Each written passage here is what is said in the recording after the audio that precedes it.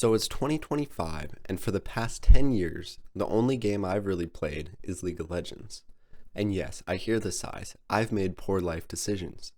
But then I booted up Assassin's Creed Black Flag for the very first time, and it honestly changed how I look at video games entirely. Because the second I set sail, I stopped thinking about assassins or Templars or even rank queues. I wasn't stuck in Summoner's Rift anymore. I was free. I was a pirate. A real, living, breathing pirate. The creak of the jackdaw's wood as it hit the waves, the thunder of the cannons in a desperate naval duel against the French, the way my crew would break into sea shanties that I somehow caught myself humming later that day. It didn't feel like I was playing a 2013 game. It felt like Ubisoft had built me a time machine and dropped me right into the golden age of piracy.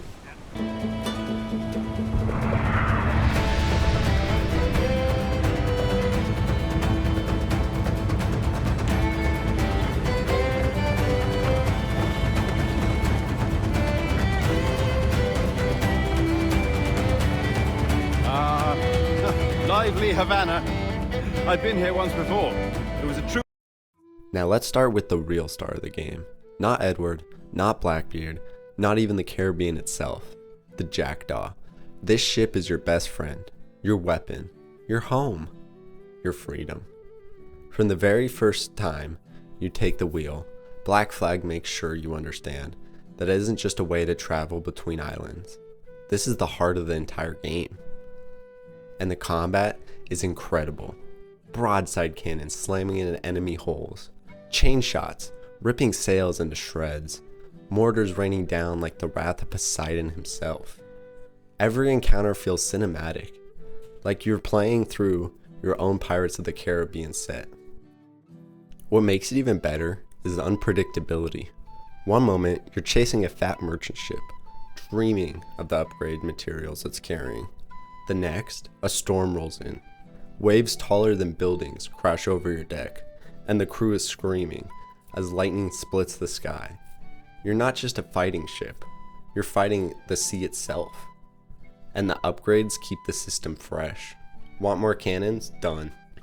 Want armor that makes you feel invincible? Go raid some convoys. Want a giant battling ram strapped to the front of you so you can play bumper cars with mana wars? The Jackdaw has you covered. What started as a side experiment in Assassin's Creed 3 evolved here into fully realized pirate simulator. Ubisoft probably thought they were just adding some variety. Instead, they accidentally made the best pirate combat system ever put in a video game. The ship alone can't make a great game.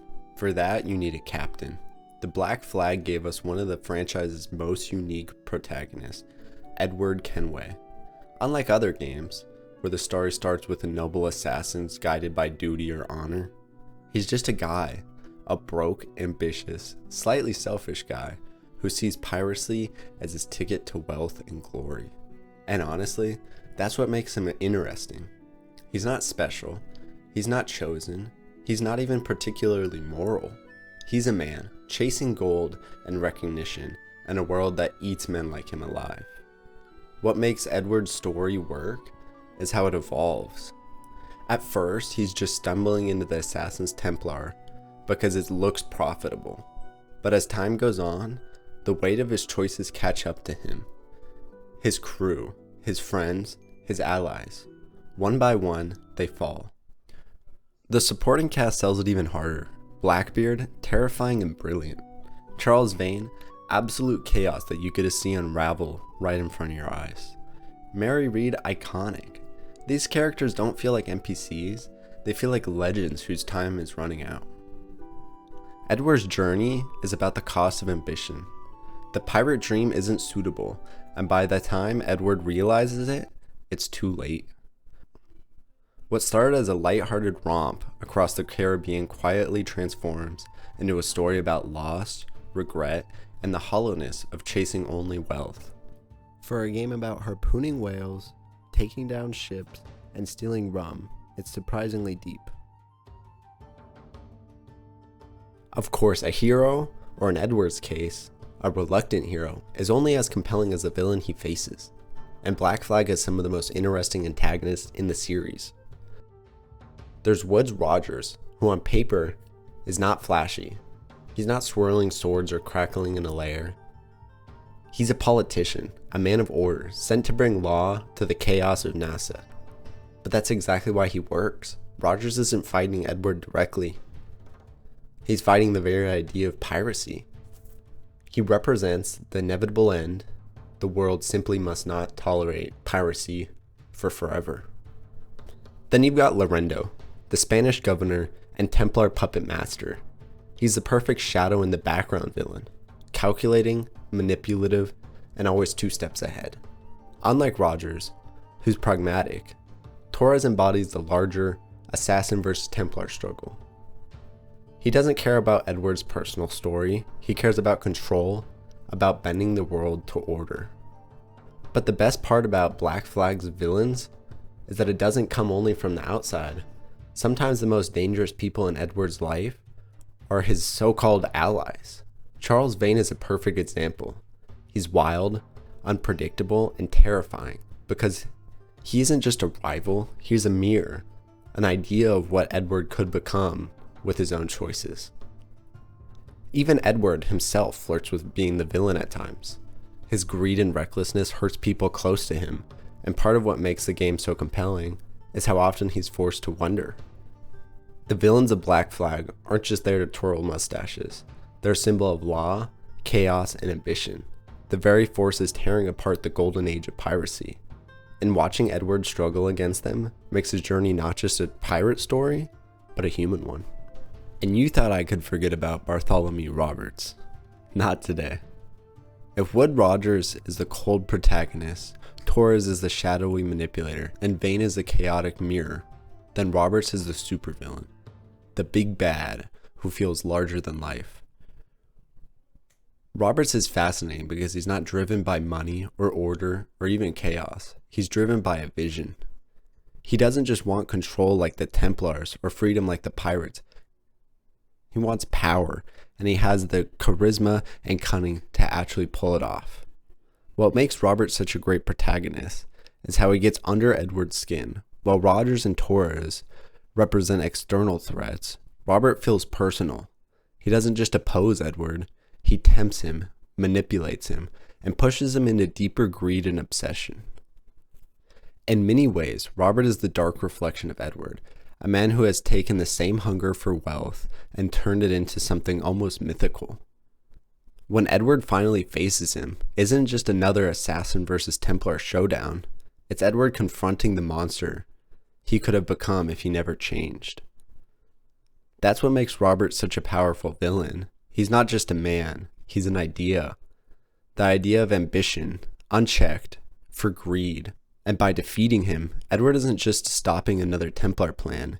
He's finally putting to rest the part of himself that's being dragged down since the very beginning. Of course, none of this would matter if the world itself wasn't so alive, and this is where Black Flag truly shines. You can raid forts, hunt sharks, dive into shipwrecks, gamble into taverns, or just sit back and listen to your crew sing Drunken Sailor at the top of their lungs. Every piece of the world reinforces the fantasy. You're not just playing a game, you're living the pirate life. Let's not ignore how beautiful the Caribbean looks. Golden beaches, dense jungles, hidden coves, bustling Havana streets. It's a world begging to be explored. And the fact you can just point your ship in the direction and go there makes it feel limitless. And a true secret weapon are the sea shanties. Collecting them, singing them, living them, it's one of the most genius little mechanics in open world history. You don't just travel, you experience the journey. Your crew turns downtime into music, into camaraderie. I'd argue those songs are why the world still feels alive after all these years. It's these small details that transform Black Flag from just another Assassin's Creed into something bigger, the ultimate pirate simulator. Moral conflict on the high seas is not something I would expect out of an Assassin's Creed pirate game. What gives Black Flag its dramatic edge isn't just the sword fights or the betrayals, It's a moral conflict woven into the story. Every character embodies a different vision for what freedom means. Blackbeard craves power, using fear to carve out a short-lived reign. But at the same time, Blackbeard wants to kick his feet up and retire. Charles Vane wants pure chaos, a life without rules, no matter the cost. Mary Read and the Assassins believe in something bigger than themselves, fighting for ideals that Edward initially can't understand. And Edward? He's caught in the middle, greedy, ambitious, and unsure if he's even on the right path. That push and pull between selfish desires and higher purpose plays out in every relationship he has. You're constantly asking, who's right here? Who deserves to win? And the truth is, Black Flag never gives you a clear answer, which is exactly what makes the world and characters feel so alive and genuine. Now, after buttering up this game for so long, let's knock it off a peg, because Black Flag is not perfect. It has some problems. First, the parkour. Assassin's Creed has always advertised fluid, intuitive movement, but in reality, Edward is like the friend who always mishears you. You say, climb the ladder. Edward hears, hurl yourself off the building into hay. You say, run straight. Edward hears, let's climb on the next building. It's not that parkour is bad. When it works, it looks amazing. But when it doesn't, it feels like fighting the controls instead of flowing with them. Then there's land combat. On ships, fights feel dynamic and unpredictable. On land, they feel like waiting in a line at Disneyland. Enemies politely take turns attacking, and the counter system is so generous, it feels more like choreography than combat. After the first few hours, you realize every sword fight is just block, stab, repeat. Even at the end, where they tried to add more depth to the sword fight, it didn't work. And finally, let's talk about the elephant in the room, the modern day section. Imagine you're in the middle of an epic sea battle, adrenaline pumping, sails on fire, your crew singing at the top of their lungs, and you're yanked out into an office? Talk about killing the vibe. I will say, on this note, the ending of the modern day section was refreshing. The lead up to it felt depressing. I'm not going to say this is all bad, but it wasn't my favorite. But here's the thing, for all the flaws, Assassin's Creed Black Flag is unforgettable, because what it gets right, it nails so hard that the mistakes almost don't matter. It makes you feel like a pirate in a way no game has done before, and honestly, no game since. The freedom of the seas, the camaraderie of your crew, the rise and fall of a man who wanted too much. Edward Kenway's story may be messy, the controls may fight you, the combat may bore you, but the highs of Black Flag are so high, they drown out the lows. Is it the best Assassin's Creed game? Maybe. Is it the best pirate game? Almost definitely. It's a flawed masterpiece, a game that reminds us freedom is messy, chaotic, and often imperfect. And that's exactly why it works. So next time you hear a sea shanty or see a sunset over the ocean, remember the jackdaw, because in Black Flag, the sea was yours. And that's why Black Flag still feels so refreshing, because of how different it is from the direction most games have gone. Think about it. Modern games, especially the big popular ones, are all about speed, optimized movement, competitive skill expression. Every second is about efficiency.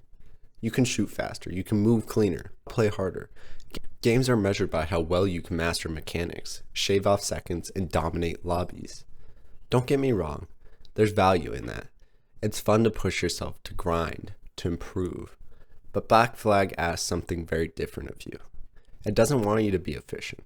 It doesn't want you to optimize it. It wants you to slow down.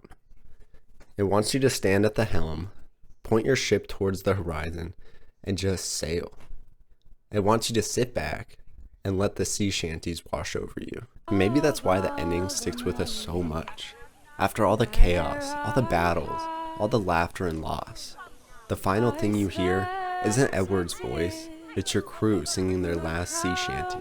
Leave Her, Johnny isn't just a song, it's a farewell. It connected the pirate dream to the jackdaw, all the way back to Edward's reckless youth.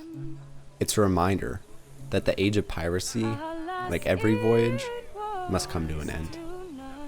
And when that chorus swells, when the voice of your crew echoes across the sea one last time, it hits harder than any cutscene ever could.